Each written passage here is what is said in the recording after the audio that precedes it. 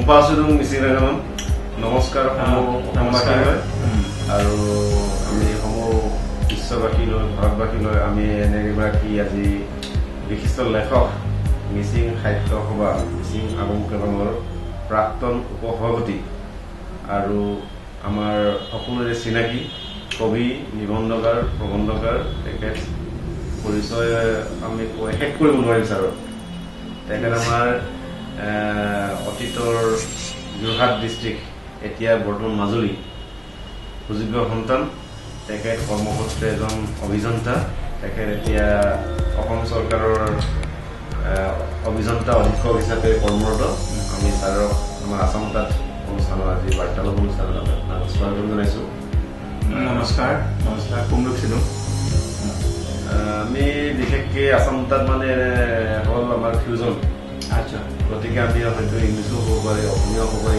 হিন্দীও হ'ব পাৰে মিচিঙো হ'ব পাৰে ঠিক আছে গতিকে আমি সমূহ ৰাইজক আজি ছাৰৰ পৰা এটা কথা জানিব বিচাৰিছোঁ তেখেতে চৰকাৰী কৰ্মব্যৱস্থাৰ মাজতো কেনেদৰে ইমান সাহিত্য সাধনাত নিজকে আত্মনিয়োগ কৰিবলৈ প্ৰস্তুতি বা কেনেদৰে সময়খিনি আপুনি বহুত ধন্যবাদ বহুত ধুনীয়া কুৱেশ্যনেৰে আৰম্ভ কৰিলে তাৰ বাবে মই বিশেষকৈ সম্পাদকক প্ৰথমে নমস্কাৰ জনাইছোঁ আৰু সমূহ ৰাইজলৈ নমস্কাৰ জনাই মোৰ উত্তৰ দিব বিচাৰিছোঁ আচলতে সাহিত্য সাধনা বোলা বস্তুটো বা শিল্প সাধনা বোলা বস্তুটো মনৰ মানে আগ্ৰহৰ কথাৰ পৰা প্ৰকাশ পায় অৱশ্যে তাৰ লগত এটা টেলেণ্ট লাগে প্ৰতিভা লাগে সেই প্ৰতিভাটো থাকিলে তেওঁ মনৰ ভাৱটো ভালকৈ ব্যক্ত কৰিব পাৰে এতিয়া সেই প্ৰতিভাটো মোৰ হয়তো অলপমান আছিলে মোৰ এনেকুৱা কিছুমান হয় যে এনেকুৱা কিছুমান ভাৱ আহে কিছুমান দুখ লাগে যিটো মুহূৰ্তত মোৰ মনৰ মাজত এই ভাৱটো মই ধৰি ৰাখিব নোৱাৰো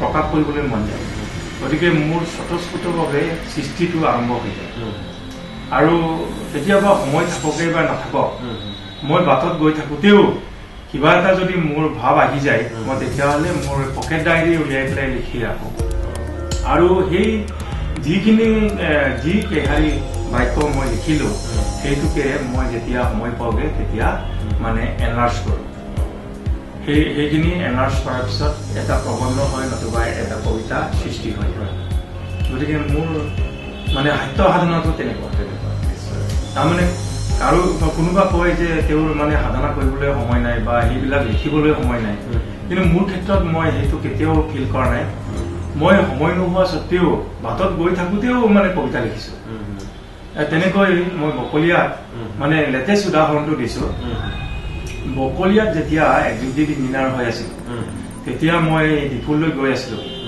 মোৰ গাড়ীখনত তেতিয়া দেখিলোঁ যেতিয়া চিলভেটা বনাঞ্চল পাৰ হৈছোঁ চিলভেটা বনাঞ্চল পাৰ হওঁ অৱস্থাত মানে কাৰ্বি গাঁও এখন যেন মানে ওলাই আহিল মোৰ কিনাৰলৈ তাৰমানে আমি যিটো বাটেৰে গৈছোঁ সেই বাটৰ কাষলৈ যেন গাঁও এখন ওলাই আহিছে হয়তো এই গাঁওখন বহুদিন আগতেও আছিলে মানে এতিয়াও আছে কিন্তু মই আচলতে এতিয়াহে দেখিলোঁ আৰু সেইটো আছিলে অকণমান মানে গুমগুমীয়া ডাৱৰীয়া বতৰ এনেকুৱা এটা মানে ভাৱ সৃষ্টি হৈ গ'ল মোৰ মানে তাৰ পৰা কবিতা এটা সৃষ্টি হ'ল তাৰমানে সেই ৰাস্তাতেই মই হোৱাটছএপত লিখিবলৈ আৰম্ভ কৰি দিলোঁ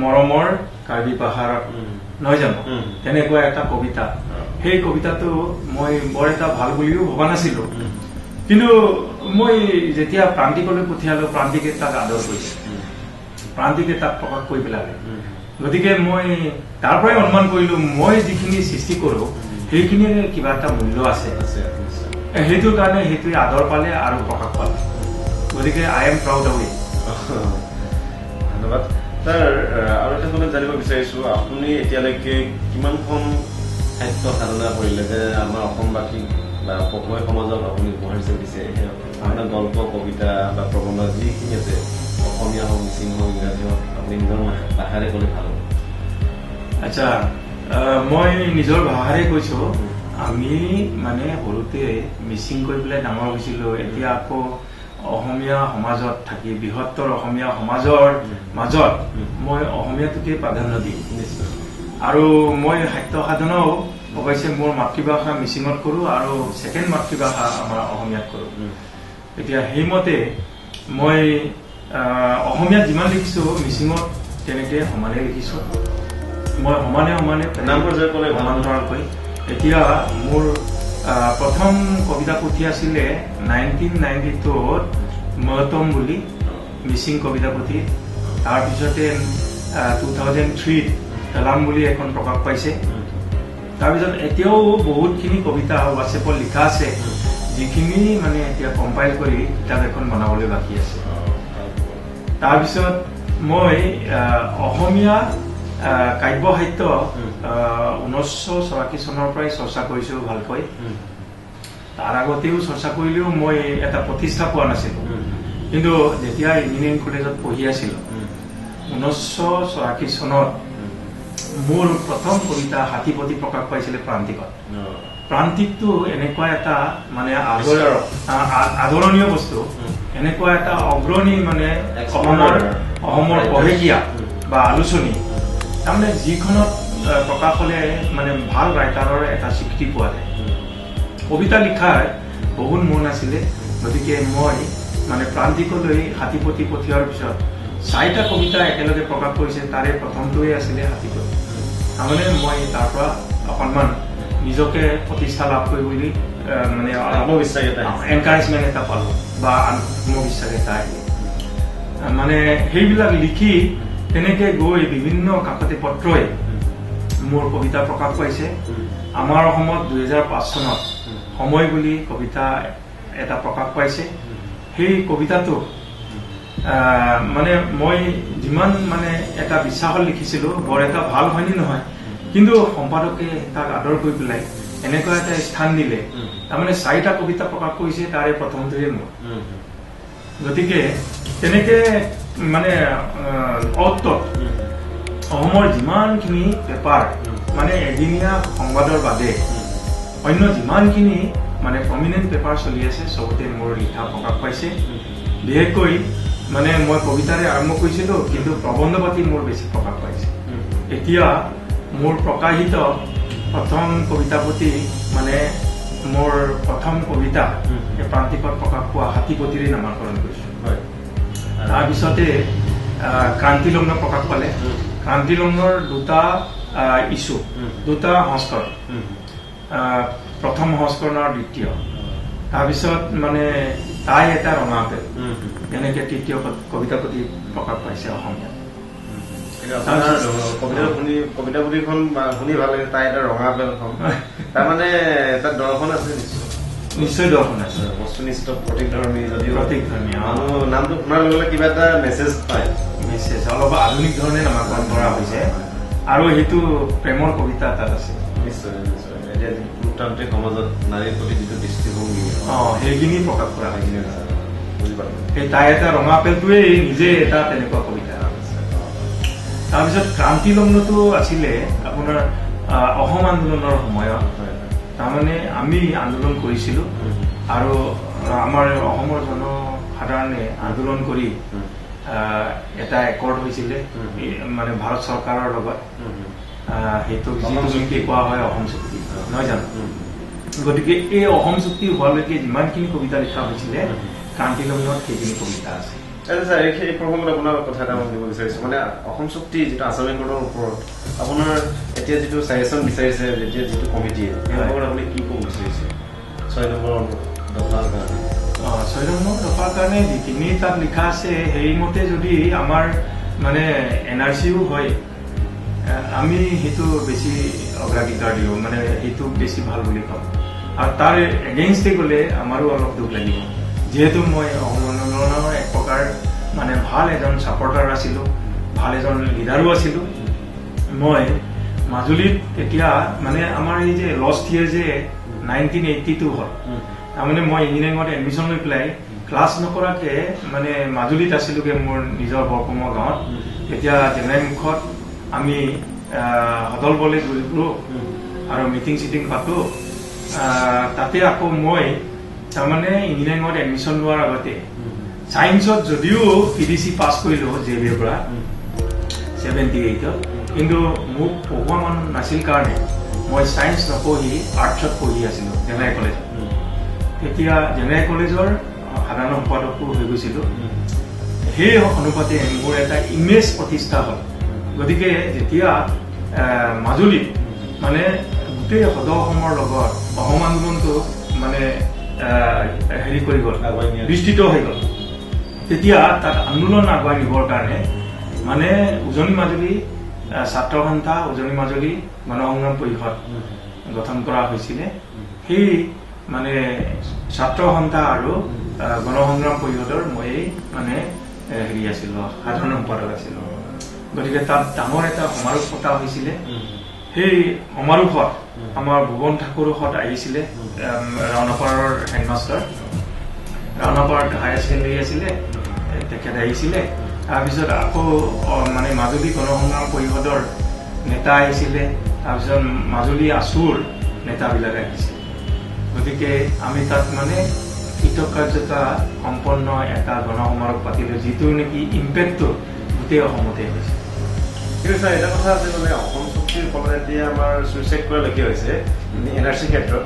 এতিয়া সমগ্ৰ দেশ 1951 চন কৰাৰ কাৰণে বিদেশী বহিষ্কাৰৰ কাৰণে খুব মানে ইজি প্ৰচেছ হৈ যায়। কিন্তু এতিয়া 1971 24 ফেব্ৰুৱাৰী কৰাৰ কাৰণে এতিয়া গোটেই বিদেশী স্বদেশী পৰা এটা পাৰ্মিশ্যন লেখীয়া হ'ল এতিয়া। পাৰ্মিশ্যনৰ লেখীয়া। গতিকে আমি কিছুমান সংগঠনে, দল সংগঠনে এইটো খুব বিৰোধিতা কৰি আছে, আৰু আনকি কিছুমানে হাইকোৰ্টো কৰিছে অসম চুক্তিখন বাতিল কৰিব লাগে, অসম চুক্তি পৰ্যালোচনা কৰিব লাগে, আৰু যিটো কাট অফ ডেটটো পুনৰ বিবেচনাৰ কাৰণে কিবা কৰিব লাগে তেনেকুৱা। আৰু কিছুমানতো শিক্ষা ব্যৱস্থা বহুত এতিয়ালৈ ডেমেজ হৈ গৈছিলে, কিছুমান দুবছৰ আন্দোলনৰ কাৰণে স্কুল কলেজ বন্ধ হৈছে, তাৰোপৰি ইঞ্জিনিয়াৰিং কলেজ হেমাৰিব লাগিছে, কিছুমান মেডিকেল কলেজ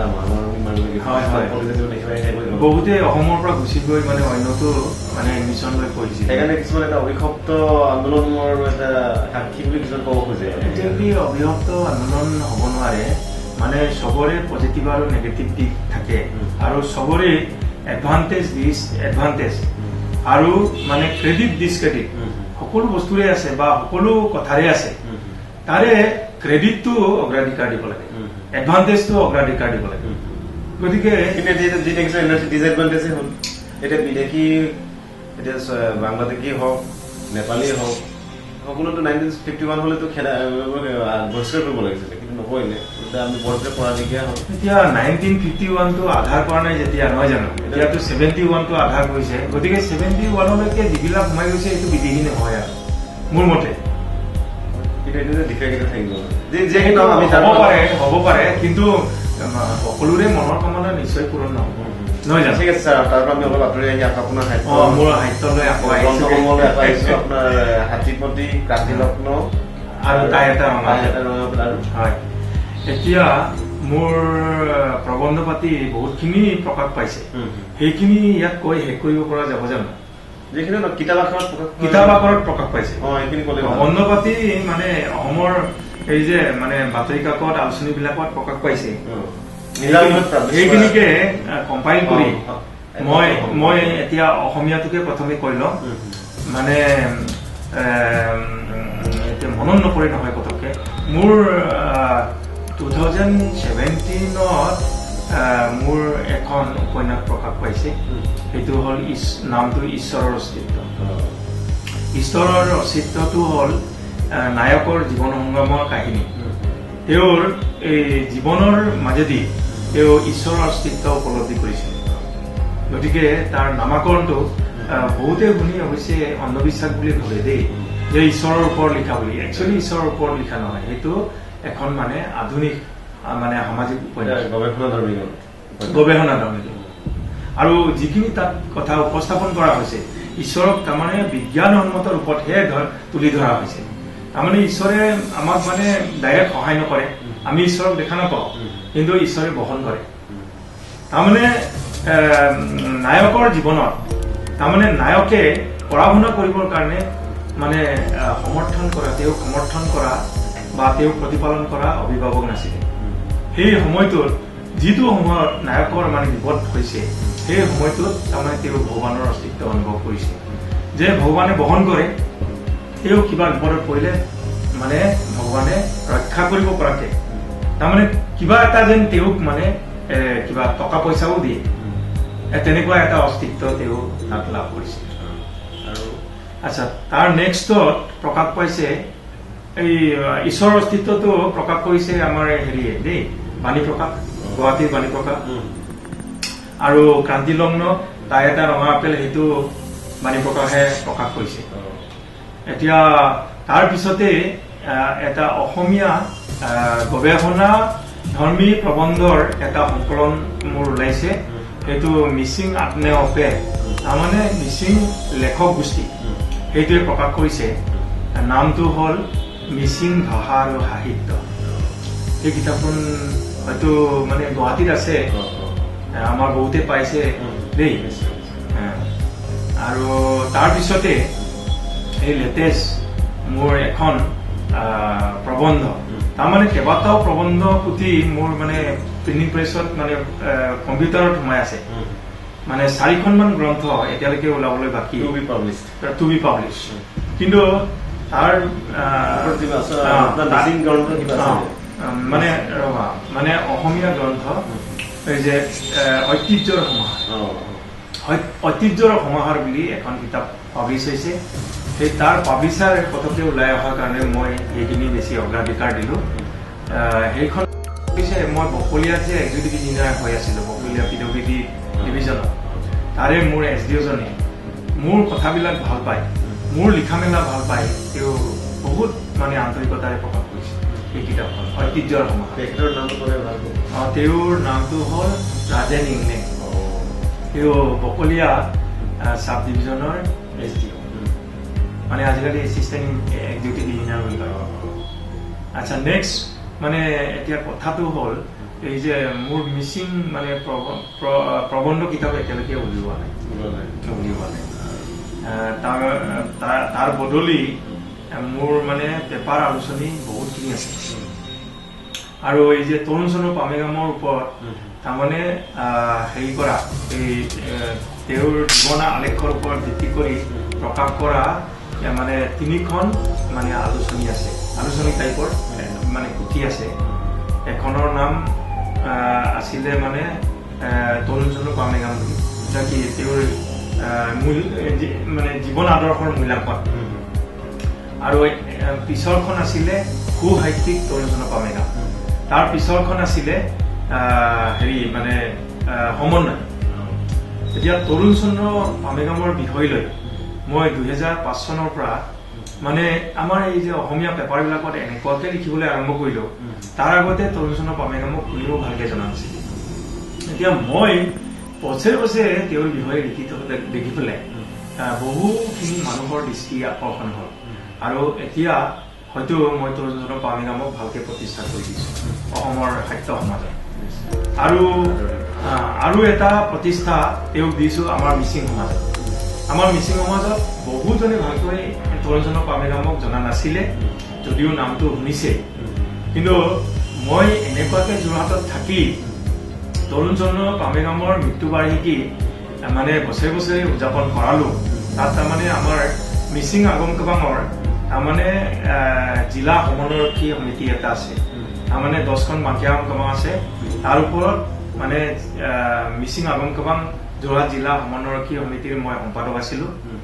মই কেইবাবছৰো থাকিলো, যিহেতু আগম কাবাঙত মই প্ৰায় 5বাৰ নে 6বাৰ মানে হেৰি হৈছিলো, সদস্য হিচাপে কাৰ্যনিৰ্বাহ কৰিছিলো। সেইখিনি সময়ৰ ভিতৰত তৰুণ চন্দ্ৰ পামেগামৰ মৃত্যু দিৱস মই এনেকে গৰ্জিয়াছলি পালন কৰিছিলো বিভিন্ন যোৰহাটৰ বিভিন্ন এৰিয়াত, মানে সেইখিনিয়ে এটা ইম্পেক্ট আনে।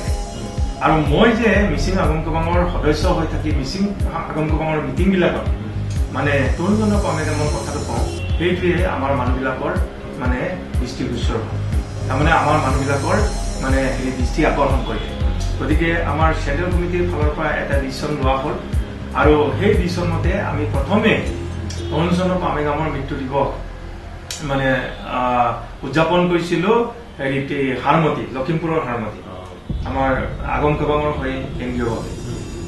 তাত মোকে উদ্বোধক হিচাপে মাতিছিলে, বসন্ত কুমাৰ দলে নিৰ্দিষ্ট বক্তা আছিলে, তেনেকে।